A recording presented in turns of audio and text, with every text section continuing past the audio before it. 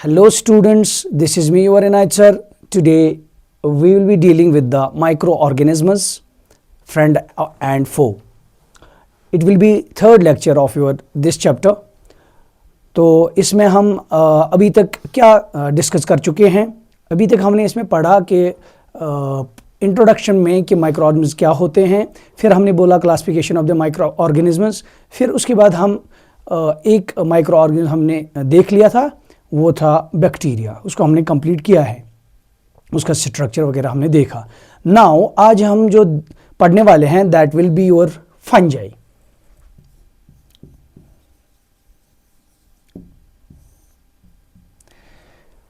Fungi के बारे में जो आपको चीजें याद रखनी है, पहली चीज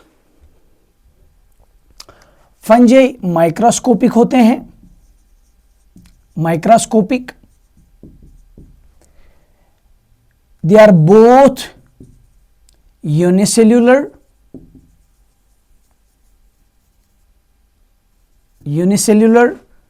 as well as multicellular.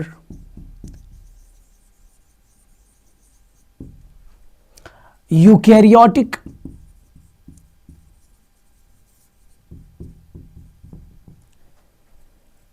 found in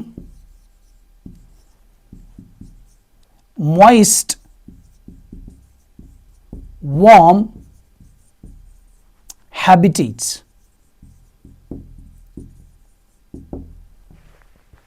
तो अभी तक हमने क्या देखा, जो फंजे होते हैं ये माइक्रोस्कोपिक होते हैं, मतलब जो बहुत छोटे होते हैं। बट इसमें आप देखोगे, क्योंकि अभी जब हमने बैक्टीरिया को देखा था उस टाइम आपने देखा होगा कि वो यूनिसेल्युलर होते थे, मगर यहाँ पे आपको देखने को मिलेगा ये यूनिसेल्युलर होते हैं और यहाँ पे मल्टीसेल्युलर भी ये होते हैं। इवन कि ज्यादातर ये मल्टीसेल्युलर होते हैं। मोस्टली दे आर फंजाई जो है दे आर मल्टीसेल्युलर।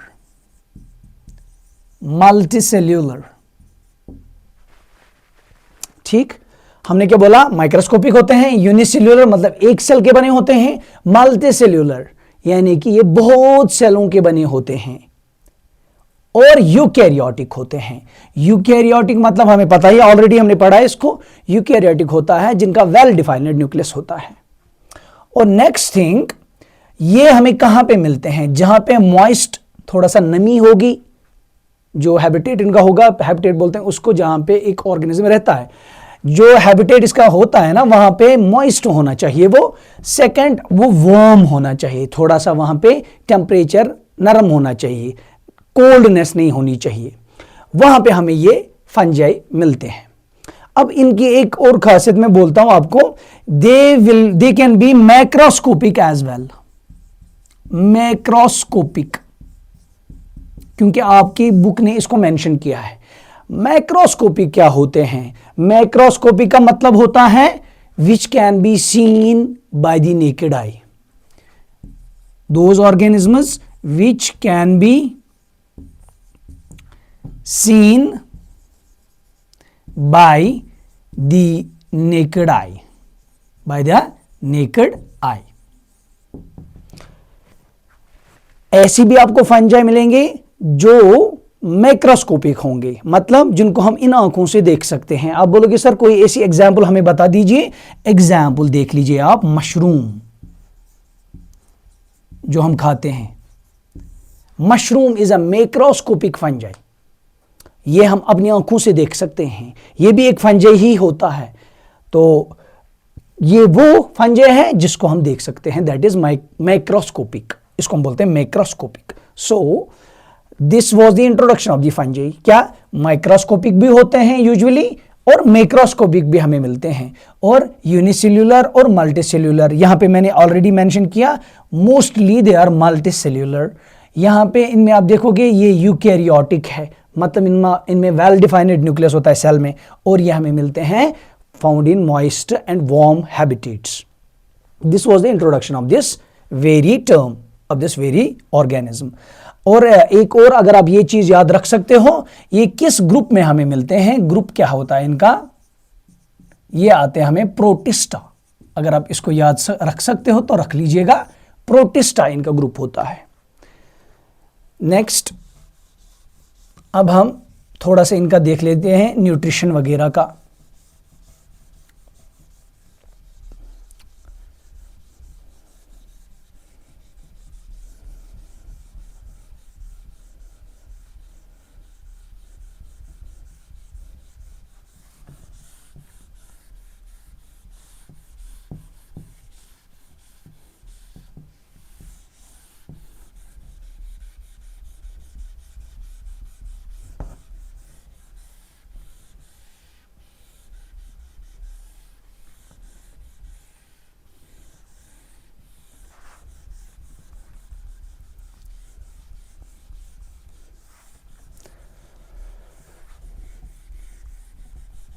अब हम इनका जो है न्यूट्रिशन देख लेते हैं। Next, nutrition. As we already know what is nutrition, कि ये फंजे कैसे अपना ग़िज़ा हासिल करते हैं और उसको फिर यूटिलाइज करते हैं। सिंपली अगर आप देखोगे, जो फंजे होते हैं दे आर हेटेरोट्रॉफ्स, हेटेरोट्रॉफ्स,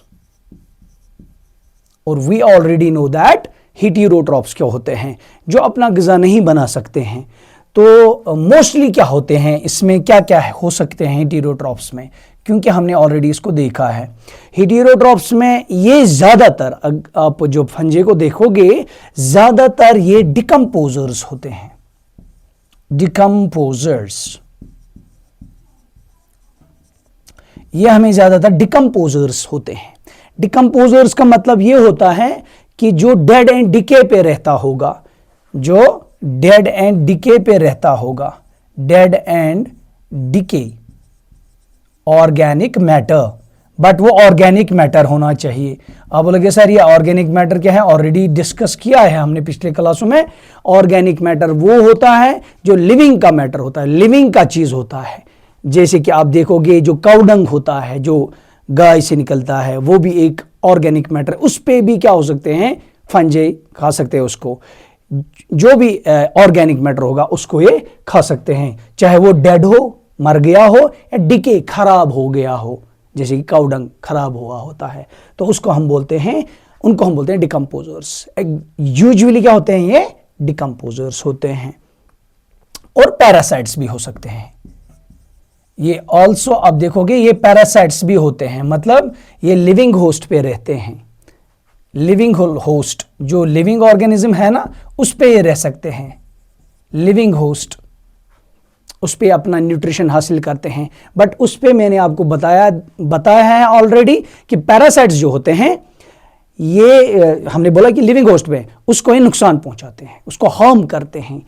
तो ये होता है पैरासाइट्स। फिर इसमें एक और मिलेगा आपको, ये सिम्बायोटिक रिलेशन में भी हो सकता है, सिम्बायोटिक रिलेशन।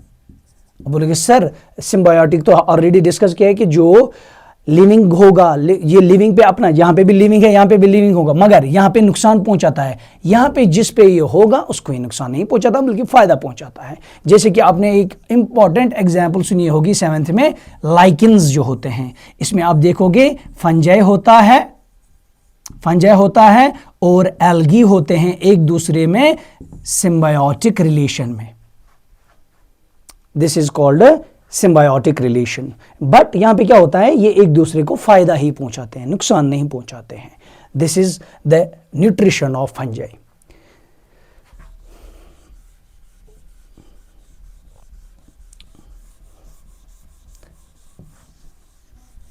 नेक्स्ट चीज जो हम इसमें पढ़ने वाले हैं अब, वो इनका स्ट्रक्चर होगा।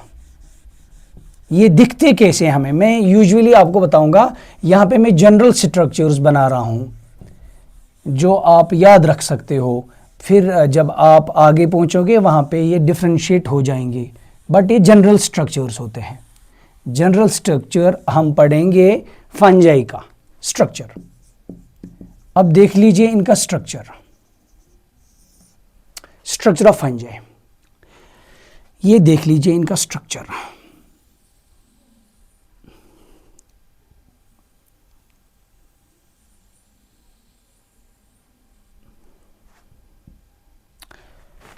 ये जो हमने यहाँ पे बनाया, पहले मैं आपको यहाँ पे कुछ चीज़ें बताऊंगा। ये जो हमने यहाँ पे ये बनाया, इसको हम बोलते हैं हाइफी या हाइफे। ये जो इनका होता है असल में, इसको हम हाइफे बोलते हैं। ये जो लॉन्ग ट्यूब जैसा बन गया, इसको हम हाइफी या हाइफे बोल सकते हो आप। अब यहाँ पे देख लीजिए, पहला जो बाहर वाला पार्ट इसका है जो हमने यहाँ पे बनाया ब्लैक से, वो है इनका सेल वॉल। इनका सेल वॉल होता है, सेल वॉल, सेल वॉल। फिर उसके बाद अब देखो, इनके अंदर एक और लेयर होती है,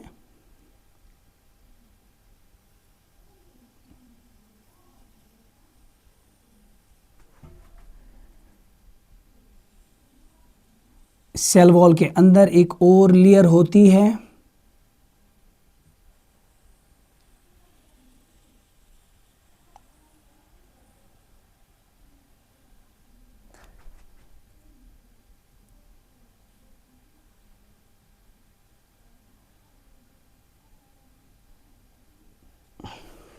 सेल वॉल के अंदर एक और लेयर है, इसको हम क्या नाम देते हैं? इसको हम बोलते हैं प्लाज्मा मेम्ब्रेन, प्लाज्मा या सेल मेम्ब्रेन, मेम्ब्रेन। फिर आप देखोगे इनमें ये छोटी छोटी ब्रांचेस होती हैं, इनमें भी ऐसे ही होगा, छोटी छोटी ब्रांचेस। आधों को सिर्फ ये एक होता है जिसको हमने हाइफी नाम लिखा अभी, आधों को सिर्फ यही होता है। बट आधों को जो मैं अभी बना रहा हूं ऐसा भी होता है, इनकी लाइक ब्रांचेस टाइप होती है। और इनमें भी यही ऐसा ही, ये सेल वॉल हो गया और इसके अंदर ये सेल मेम्ब्रेन है ऐसे।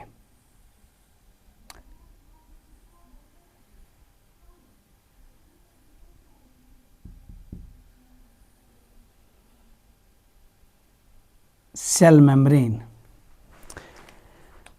बट अब देख लीजिए, जिनका ऐसा स्ट्रक्चर होगा, देखो पहले हमने बोला जो सिर्फ लॉन्ग ट्यूब हमने बनाया था उसका हमने हाइफी नाम रखा, मगर जिन फंजाई का अब ऐसा होगा, ब्रांचेस लाइक होंगे हाइफी में, इसको हम बोलते हैं अब माइसीलियम, माइसीलियम इसका हम नाम रखते हैं, इसका हम माइसीलियम नाम रखते हैं।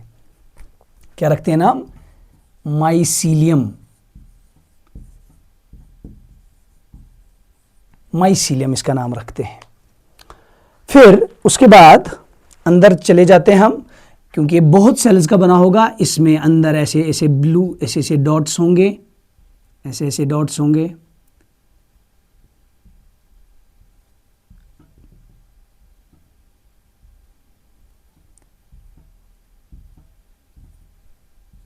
और इनको हम बोलते हैं न्यूक्लियस, जो आपको ऑलरेडी पता है, इनको हम बोलते हैं न्यूक्लियस, बोलते हैं हम इनको, इनका हम नाम रखते हैं न्यूक्लियस। यहां पे मैं फिर से एक और स्ट्रक्चर बनाता हूं, ये क्या है? Nucleus, nucleus.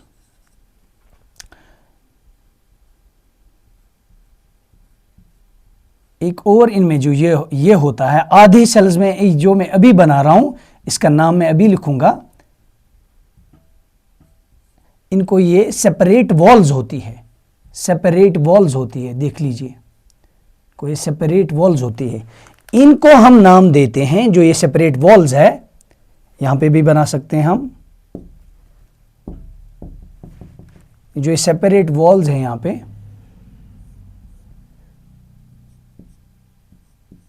इसको हम बोलते हैं सेप्टम, सेप्टम, इसको हम सेप्टम बोलते हैं। It's a separating wall.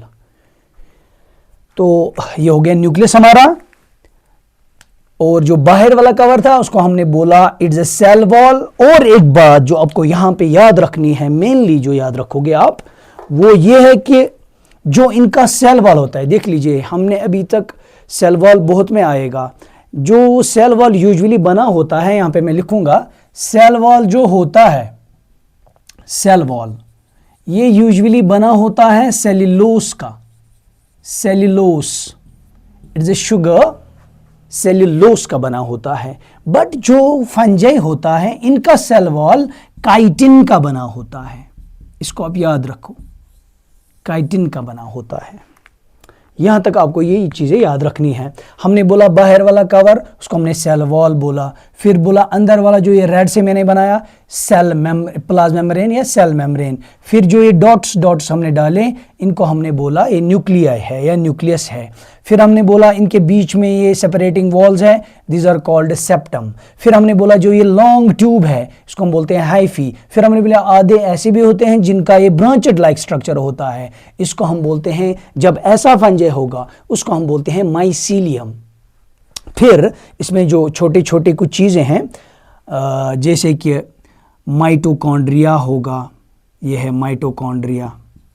अब बोलोगे सर माइटोकॉन्ड्रिया हमने ऑलरेडी डिस्कस किया है, माइटोकॉन्ड्रिया का क्या होता है काम, एनर्जी प्रोवाइड करना, ये एनर्जी प्रोवाइड करता है। फिर इनमें बहुत सारी ऐसी चीज़ें हैं जो ऑलरेडी इनमें मेंशन होती है, जो हमने सेल जिनको हम बोलते हैं सेल ऑर्गेनेलीज, वो उनमें प्रेजेंट होती है। This is the structure of fungi, this is a basic structure of fungi. So I will just mention it here कि आपको इसमें सिर्फ बेसिक चीज़ें याद रखनी है। फिर भी एक और बात बोल रहा हूँ, this is the basic structure of a fungi and it will differentiate as well. ये डिफरेंशिएट हो सकता है बट आपको यही याद रखना है इसमें, क्योंकि आप अभी 8th में ही हो, ठीक है। नाउ नेक्स्ट, ये हो गया हमारा फंजाई का स्ट्रक्चर। नेक्स्ट हम करते हैं इनकी ये रिप्रोडक्शन कैसे करते हैं, रिप्रोडक्शन कैसे करते हैं, ये जो फंजाई होते हैं इनकी रिप्रोडक्शन कैसे होती है देख लीजिए। अब हम इनकी रिप्रोडक्शन कर लेते हैं।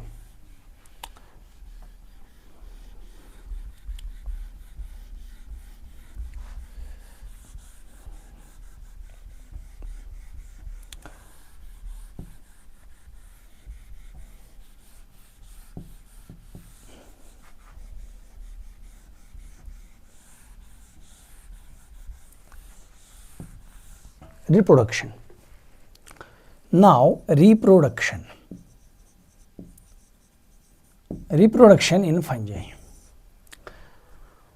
जो फंजाई होते हैं ये रिप्रोडक्शन अपनी जो है usually asexual type of reproduction दिखाते हैं, एसेक्सुअल टाइप ऑफ रिप्रोडक्शन।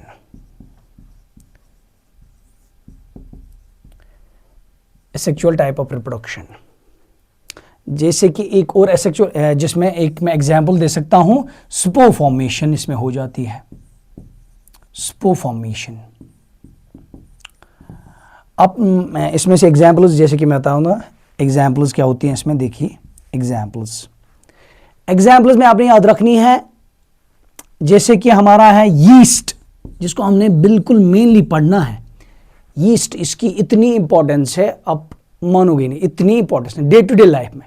जैसे कि बेकरी बनानी हो, जैसे कि दवाई हो, दवाई में तो वो पेंसिलिन वाला यूज़ होता है, बट इसका ज़्यादातर हम फूड इंडस्ट्री में यूज़ करते हैं, या बेवरेजेस जो होती हैं फर्मेंटेशन लाइक वाइन्स वगैरह बनाने होते हैं, वहाँ पे यीस्ट ही इस्तेमाल होते हैं। और हमने बोला एग्जाम्पल में क्या है, यीस्ट, राइजोपस एक फंजाई है, राइजोपस, जिसको हम आम जो ज़बान में बोलते हैं ब्रेड मोल्ड,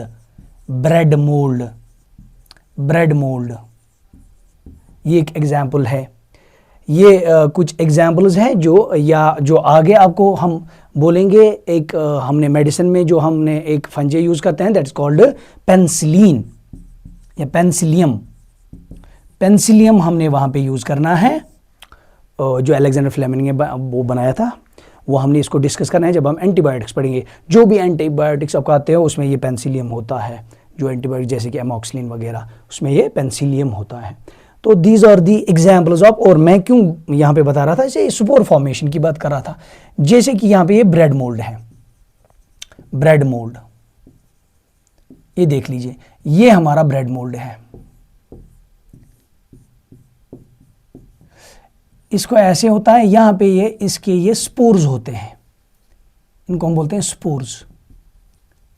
इन्हीं से ये रिप्रोडक्शन अपनी कर पाता है। इसको फिर पॉलिनेशन वगैरह की ज़रूरत होती है, बट इसी से ये जनरली अपनी रिप्रोडक्शन करते हैं। इसी को हम बोलते हैं spore formation. So I think this is clear now. तो this was the reproduction in fungi.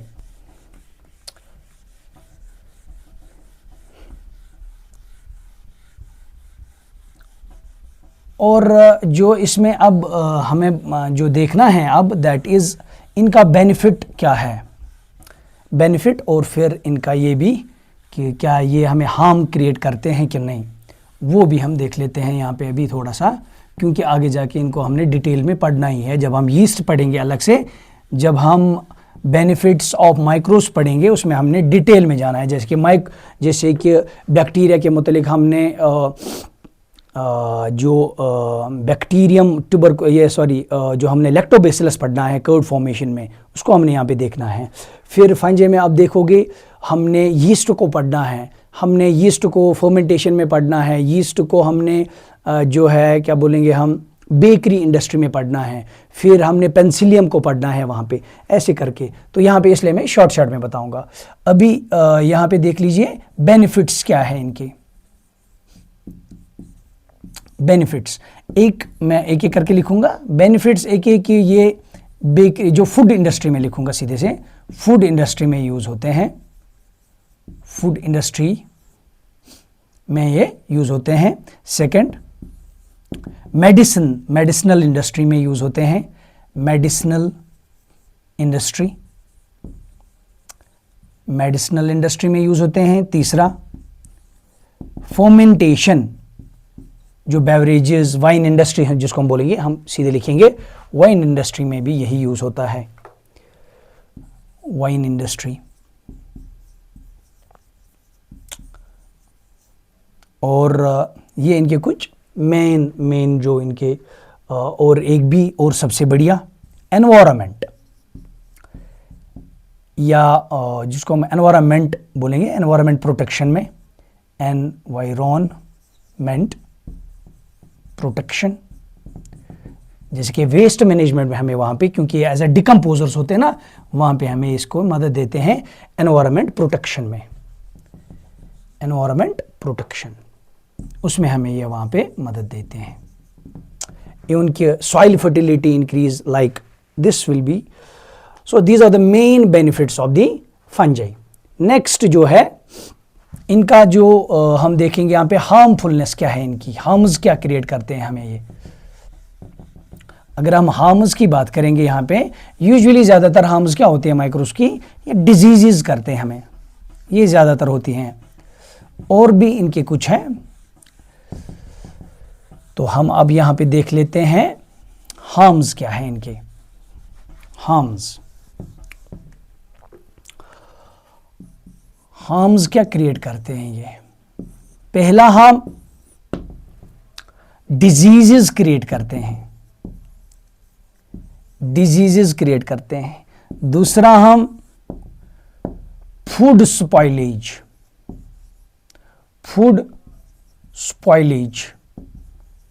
या अब बोलोगे जिसको पॉइजनिंग, फूड पॉइजनिंग भी करते हैं ये।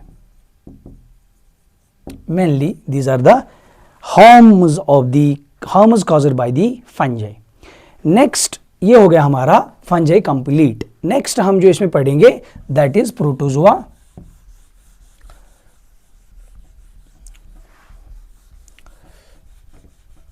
दिस वाज द मेन जो यहाँ पे हमने डिस्कस किया, मेन जो हमने चीजें यहाँ पे डिस्कस की about the fungi. Next will be our that is protozoa. This is the next organism, that is third one.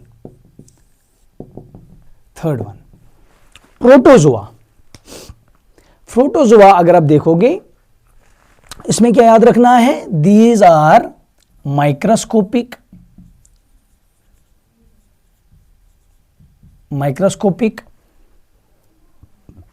unicellular microscopic, unicellular, eukaryotic, ये भी यूकैरियोटिक ही होते हैं, यूकैरियोटिक ऑर्गेनिजम्स।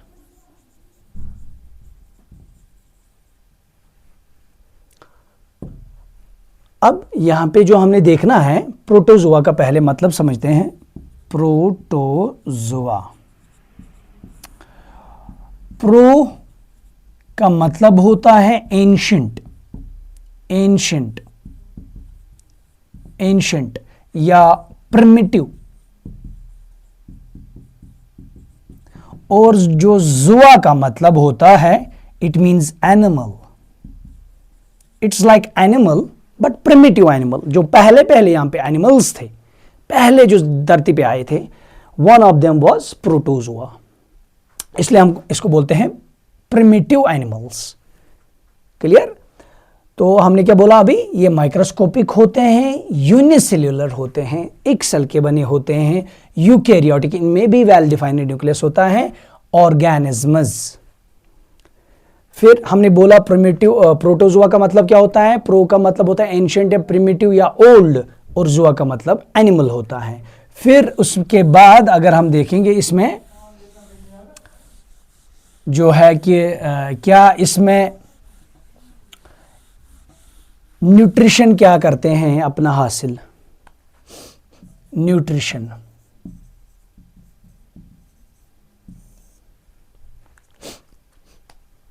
न्यूट्रिशन कैसे अपना, जो प्रोटोजोआ हमारा होता है, ये कैसे अपना न्यूट्रिशन हासिल करते हैं, आप भी इसमें याद रखोगे,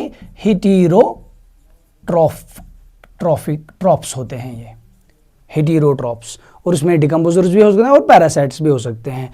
और एक एग्जाम्पल मैं दे सकता हूँ पैरासाइट की, पैरासाइटिक एग्जाम्पल ये है कि एक एग्जाम्पल है प्रोटोजोआ में जिसको हम बोलते हैं एग्जाम्पल प्लाज्मोडियम, प्लाज्मोडियम। प्लाज्मोडियम वो प्रोटोजोआ है जो मलेरिया कॉज करता है, मलेरिया डिजीज है ना, मलेरिया जो डिजीज है वो प्रोटोजोआ से होते हैं, उसका नाम है प्लाज्मोडियम। बट जो इसका कैरियर होता है वो होता है मॉस्किटो, जिनको कैरी करता है इस प्लाज्मोडियम को, उसको हम बोलते हैं मॉस्किटो, फीमेल मॉस्किटो होती है वो, मॉस्किटो, वो उसमें वेक्टर होता है, वो आगे देखेंगे हम जब हम डिजीज को पढ़ते हैं। फिर हमने क्या बोला, हमने बोला इनकी न्यूट्रिशन ज़्यादातर हेटेरोट्रॉफिक होती है, उसमें हमने एग्जाम्पल एक दी थी पैरासिटिक में, प्लाज्मोडियम, जैसे कि वो लिविंग होस्ट पे रहता है, तो उसमें कौन करता है इसको कैरी, दैट इज मॉस्किटो। इनकी न्यूट्रिशन थी।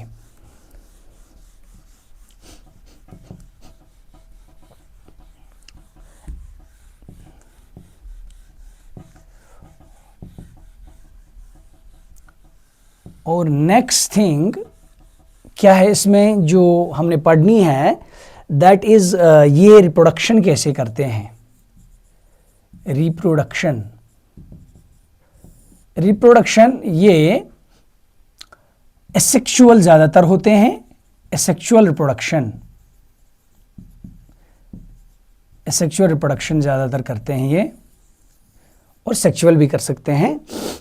बट प्रोटोजोआ में हम बोल रहे हैं कि ये एसेक्सुअल ज़्यादा करते हैं। जैसे कि मैं आपको कुछ एग्जाम्पल्स पहले देता हूँ, प्रोटोजोआ की फुल्ली एग्जाम्पल्स कुछ देता हूँ। देखिए पहला एग्जाम्पल जो आपने सुना होगा छोटे क्लास में, amoeba is a protozoa, paramecium,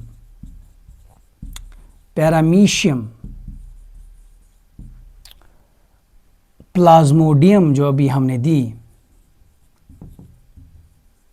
Plasmodium, और जो एक यहाँ पे है यूग्लिना, इसकी मैं एक खास बात बोलता हूँ क्योंकि अभी हमने यहाँ पे न्यूट्रिशन को बोला।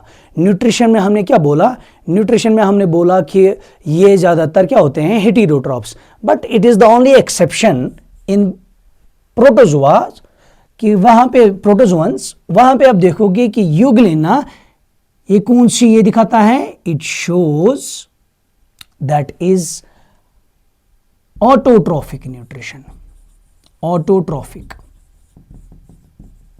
ऑटोट्रॉफिक न्यूट्रिशन दिखाता है, ये इज द ओनली एक्सेप्शन। तो आई think this was for the protozoa. So next हम इनका स्ट्रक्चर देखते हैं, फिर हम आगे जाके फिर एल्गी को ख़त्म करेंगे, फिर वायरसेस को, और फिर हम आगे जाके कुछ लेक्चर्स में इस चैप्टर को ख़त्म करते हैं। Thank you very much.